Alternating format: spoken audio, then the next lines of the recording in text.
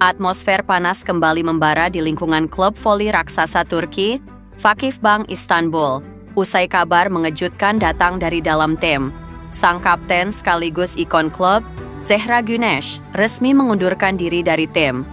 Kabar ini semakin ramai diperbincangkan setelah diketahui bahwa tekanan dari sebagian fans fanatik yang menuduh Zehra sebagai pengkhianat menjadi alasan utama di balik keputusannya. Sumber panasnya kontroversi bermula dari satu pernyataan jujur Zehra dalam sesi wawancara seusai laga uji coba pramusim yang mempertemukan Vakifbank dan rival barunya, Fenerbahce, di mana bintang anyar Fenerbahce asal Indonesia, Megawati Hangestri, tampil cemerlang. Dalam wawancara tersebut, Zehra sempat berkata, "Saya belum pernah merasakan spike sebrutal itu di level klub. Megawati adalah pemain luar biasa. Dia punya insting menyerang yang unik. Saya rasa dia akan menjadi masalah besar musim ini, termasuk bagi kami." Namun, siapa sangka, ucapan pujian yang seharusnya menjadi bagian dari sportivitas justru memicu amarah dari sebagian besar pendukung fanatik Vakifbank. Mereka menganggap pujian tersebut sebagai bentuk pengkhianatan, bahkan menyebut Zehra lupa diri dan tidak punya harga diri sebagai kapten. Pelatih kepala Vakifbank, Giovanni Guidetti, yang selama ini dikenal sebagai sosok pelatih dengan loyalitas tinggi terhadap pemainnya, akhirnya memutuskan untuk angkat suara dalam konferensi pers resmi yang diadakan di markas latihan klub. Dengan nada kecewa dan tegas, Guidetti langsung membela sang mantan kapten. Zehra Güneş adalah salah satu alasan kenapa Vakifbank berdiri tegak selama ini.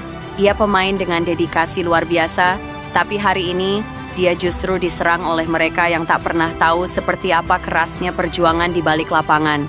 Guidetti dengan tegas menyebut bahwa keputusan Zehra untuk mundur bukan berasal dari manajemen, melainkan murni karena tekanan dan perundungan dari luar. Ia tidak pergi karena ingin. Ia pergi karena kecewa.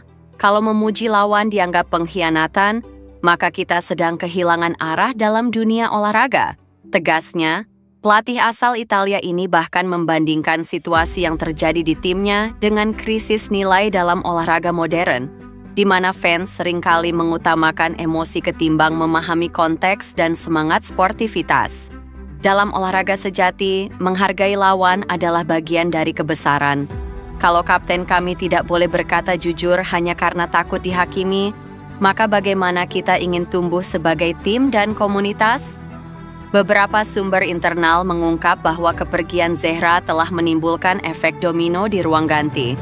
Beberapa pemain senior dikabarkan turut menyuarakan ketidaknyamanan atas tekanan eksternal yang kini kerap mengintervensi keputusan dan atmosfer tim. Meski demikian, Guidetti berkomitmen untuk menjaga stabilitas tim, terutama menjelang dimulainya musim baru Liga Voli Turki yang diprediksi akan lebih kompetitif.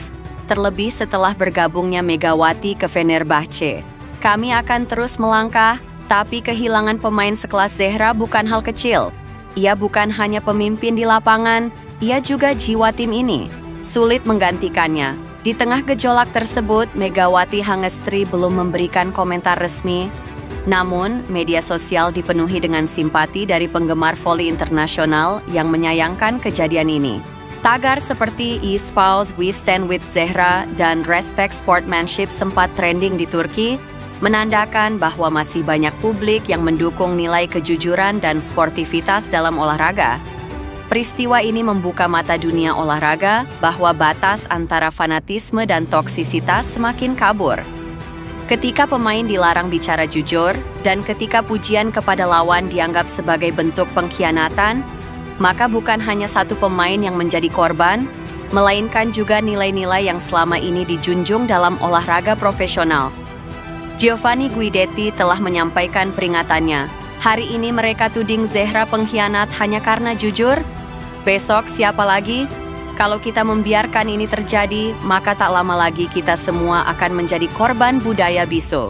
Di sisi lain, Red Sparks akan menjalani turnamen pramusim Liga Voli Korea 2025 sampai 2026, di mana tim asuhan Ko Hee-jin tampil perdana tanpa Megawati Hangestri. Red Sparks bakal mengikut turnamen pramusim antar kota bertajuk Korea Corporation Volleyball Federation (KCVF), di mana babak penyisihan bakal dimulai awal Juli 2025 ini. Namun Red Sparks untuk pertama kalinya tak akan diperkuat oleh oposit andalan mereka, yakni Megawati Hangestri. Pasalnya, Megawati Hangestri memutuskan untuk tak melanjutkan kontraknya bersama Red Sparks usai berakhirnya Liga Voli Korea 2024 sampai 2025 kemarin. P-Volley berjuluk Megatron tersebut memilih untuk pulang ke Indonesia agar lebih dekat dengan keluarga dan ingin melanjutkan karier di liga yang durasinya lebih pendek dari V-League. Nantinya jika Red Sparks lolos dari babak penyisihan, laga akan berlanjut ke fase semifinal yang digelar pada 8 sampai 9 Juli mendatang. Kemudian jika mampu tampil gemilang, pertandingan akan dilanjutkan ke fase final pada tanggal 10 Juli nanti. Di sisi lain, Pio menjadi agen bebas, EVA Free Agent, setelah berakhirnya Liga Voli Korea 2024 sampai 2025, tetapi memutuskan untuk pensiun karena ia masih menjadi EVA yang belum menandatangani kontrak. Pio yang memperkuat Red Sparks untuk mengganti posisi mantan kapten Red Sparks, Lee So-young itu, memulai debut profesionalnya pada 2010 dan menanggalkan seragamnya setelah 15 musim. Lahir pada 1992, Pio dipilih oleh Gimcheon Korea Expressway High Pass dalam draft rookie 2010 sampai 2011 dan bahkan memenangkan penghargaan Rookie of the Year. Ia kemudian pindah ke GS Caltex pada 2014. Pindah ke IBK Altos pada 2019 dan menetap di Red Sparks pada 2024. Pio bergabung dengan Red Sparks sebagai pemain kompensasi untuk FA, Lee So-young, mantan kapten Red Sparks, yang pindah ke IBK Altos pada April 2024 setelah bermain untuk GS Caltex dan IBK Altos Peo Seungju, membentuk poros penyerang dengan pemain asing, Vanja Bukilic dan pemain kuota Asia, Megawati Hangestri Pertiwi. Megawati dan Bukilic memilih tidak melanjutkan kontrak dengan Red Sparks. Ia bermain dalam 33 pertandingan di fase reguler 2024 sampai 2205, mencetak 277 poin dan mencatat tingkat keberhasilan serangan sebesar 33,14%.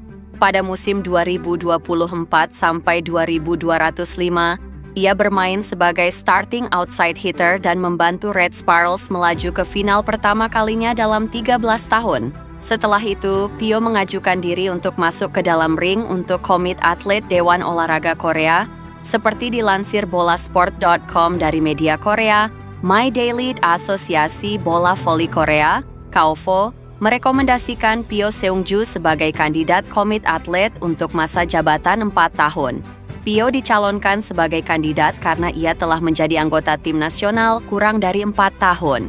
Pio merupakan anggota Timnas Voli Putri Korea Selatan yang menembus semifinal Olimpiade Tokyo 2020 yang diselenggarakan pada 2021.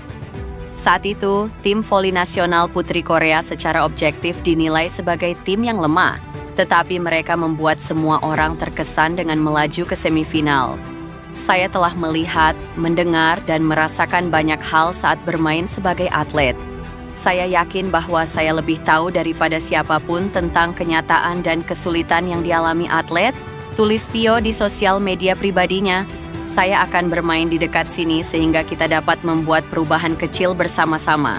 Sejalan dengan peluncuran Komite Eksekutif ke-42, Dewan Olahraga Korea membentuk Komite Atlet baru dan memilih total 13 perwakilan atlet. Perinciannya 10 wakil untuk olahraga musim panas dan 3 wakil untuk olahraga musim dingin menggunakan sistem pemungutan suara daring. Komisi Pemilihan Umum Pusat. Pemungutan suara dilakukan di antara para atlet yang berpartisipasi dalam pelatihan intensif tim nasional dan 10 dari 13 kandidat untuk cabang olahraga musim panas terpilih. Kandidat yang berhasil terpilih adalah Pio Seungju, Kim Kok-young, atletik, Kim Woo-jin, panahan, Kim Ji-yeon, triathlon, Ryu Han-soo, gulat, Lee Da-bin, taekwondo, Lee Joo-ho, renang, Lim Ae-ji, tinju, Cho Sung-min, berlayar, dan Choi In-jong, anggar.